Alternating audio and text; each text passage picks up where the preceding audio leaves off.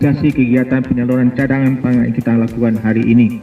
Hal ini merupakan bentuk kontribusi dan kepedulian pemerintah Aceh dalam membantu masyarakat yang terdampak gagal panen. Adapun besaran bantuan yang diterima telah disampaikan oleh PLT Kadis Pangan Aceh 10,5 ton beras. Kemudian pemerintah daerah Provinsi Aceh dan Dinas Pangan Aceh juga turut membantu meringankan beban para petani yang tengah tertimpa musibah. Semoga bantuan yang telah diberikan dapat meringankan beban para petani yang mengalami kegagalan panen.